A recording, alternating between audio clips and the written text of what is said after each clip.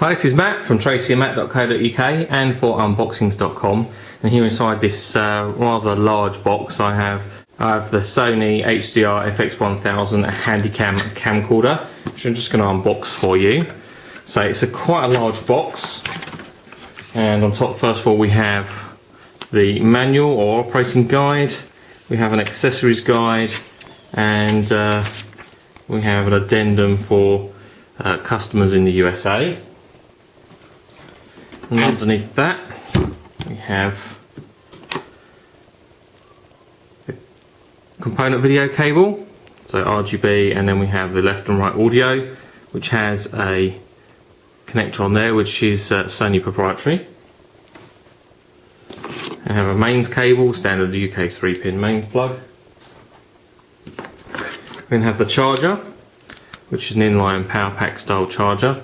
And it does have again a sort of a proprietary connector on the other end, as you probably expect, which is somewhat different to other Handycams, probably for the fact that it has to supply a bit more power, but generally the Sony Handycams are a bit smaller than that.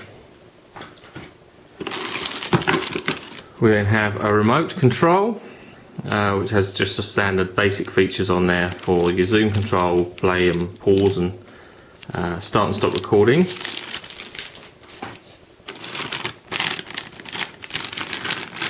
We'll then have a rubber eyepiece cover thing that goes over the viewfinder for an eye strain. And we have a composite video cable with audio, which again has that proprietary style connector on it. That seems to be all we have in terms of accessories and cables in the top there.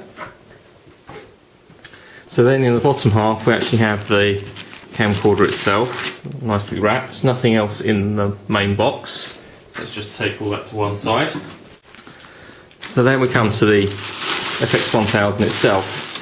So this is pretty much a professional quality, certainly semi-pro quality camcorder. As you can see, it's quite large, not quite shoulder mount, but you're certainly going to want to, I would say, probably use two hands to actually operate it. So if we take a quick look round, so on the front we have the lens itself, and then we have this large lens hood on the front there. This actually does remove. We can take the lens hood off if we want to, which does make the camera a bit smaller. It does give us a better view of that Sony lens, which is a G lens, on the front there, and then obviously the cover pops back on. And it also has a built-in flap there to actually cover the lens, which is just on a manually operated switch just on the front there, so we'll leave that open. On the side, the lens itself has a number of dials. First of all, you've got a zoom, and you've got the focus, which can be done manually, which is very good, and also the iris or aperture ring. So when you're in full manual mode, you can change the f value of the lens arrangement. So you can go into a full manual mode. Very, very useful, very cool.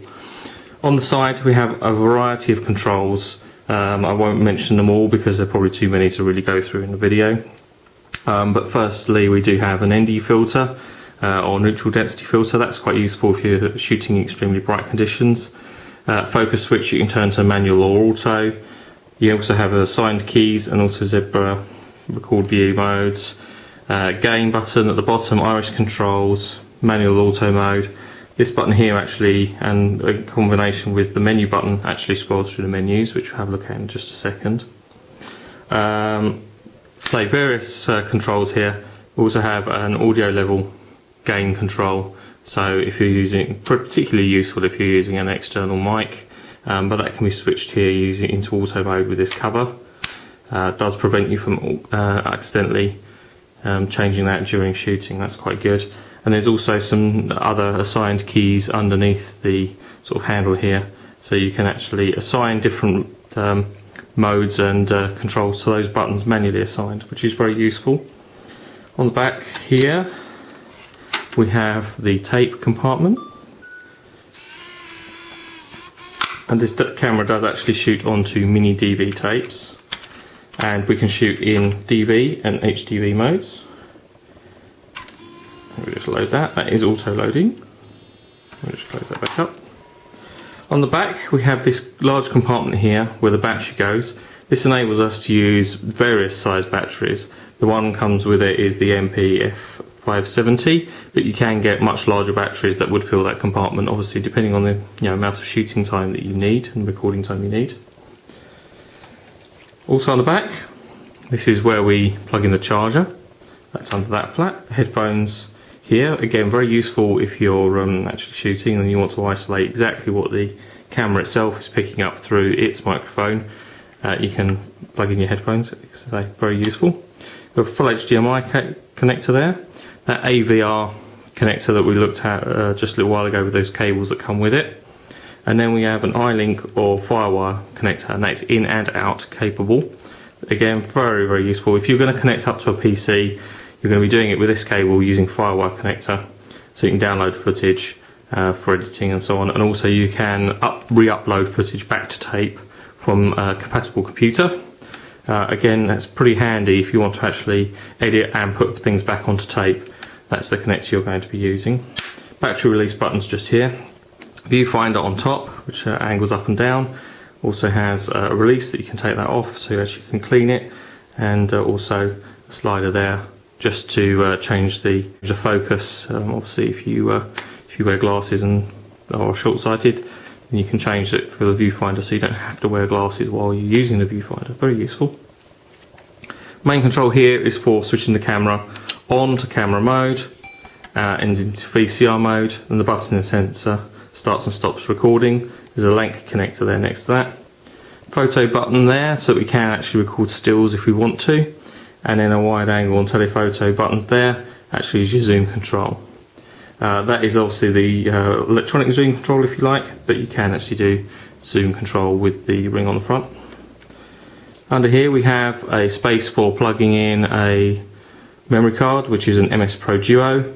That is only used for recording stills. As I understand it, you cannot use that to record any video footage. Incidentally, you can get an external add-on for this camcorder so that you can record to your video to compact flash, and it will record to tape and compact flash simultaneously. So that is possible with this camera with an add-on. On the bottom we have connectors for tripods, so you can plug it onto a tripod as you probably expect, which is pretty standard. It's a 1/4 inch tripod adapter there. And if we come around the top, we then have a start and stop recording button on the top, which is useful if you particularly want to hold the camera downwards, which you possibly might do if you want to record like a low shot. And also there is a zoom control on the top there. It also has a hold switch. And if we pop out this bit here, we then have the LCD display, which we can obviously use to, particularly if we're shooting down like this, we can actually see what we're doing, and obviously for playback and all those sorts of things. And if we're recording, we can also use that as well. It's particularly useful if you are shooting around the front, so you can see if you want yourself in the shot, or if you've actually set it up on a tripod and you're using the remote control. Again, quite useful. We then have a series of controls along the top, more to do with playback than anything else, although you can start and stop recording from the top here. But you can get battery information, you turn that on and off, and various other modes along top here for playback and also reviewing stills and the like. That pops back in like so. And then on the front we have a stereo microphone, which is forward facing. You can plug in external microphones, and they plug in here with a standard style 3.5mm jack connector. Again, very useful. And then, as I mentioned a moment ago, in combination with the buttons down here on the camcorder, we can push the menu button. That takes us into the menu here, and then we can scroll through the menu, as you can see here. Scroll through the menu like so, using this wheel to scroll through, and pushing the wheel takes us into the various settings. Pushing the menu button takes us back out. So the FX1000, extremely cool camcorder. Going to be using it for recording some of our unboxing videos, and to see how really that performs as an unboxing video camera, if you like. So looking forward to actually using it for that. The standard recording mode is 1080i, and it does have a 25 frame per second progressive mode, which gives you more of a film style effect to the video. The specification is pretty extensive, as you'd expect. I can't really go through all of the specification on the video, we'd be here all day. Suffice to say, it's pretty high spec, as you expect from this style of camcorder from Sony. Highlights would be the 20 times optical zoom, the fact that we can actually manual zoom, manual focus, and manually change the RS and the aperture. 1080i recording, as I already said. You can also record in just full DV mode if you don't really want HD footage. You can get 60 minutes of HD footage onto one cassette, which is quite impressive, considering how much, well, I guess, data must be sort of fired down onto the tape. To get 60 minutes onto one tape is quite impressive. Download obviously is through the cables and connectors on the back there. There are 3 CMOS chips in here, so it's a 3 CMOS camcorder. Again, that does improve the quality, improves low light performance, no end, and obviously with that large lens on the front compared to sort of lower end camcorders, you can understand how this would perform in low light. Its minimum shooting is 1.5 lux, and that is without any infrared modes or extra shooting modes, purely because of the light gathering power of that lens on the front being quite large. Do have a steady shot built in. There's a setting for wind filter for when you're recording your audio actually on the camcorder. Various other modes that are on here. As I say, too many to mention. Actually, if you have a look at the post that we've got for this on our blog on tracyandmatt.co.uk, I'll have the full specification and link to the specification on the Sony website. But as I say, too much to mention on just one video.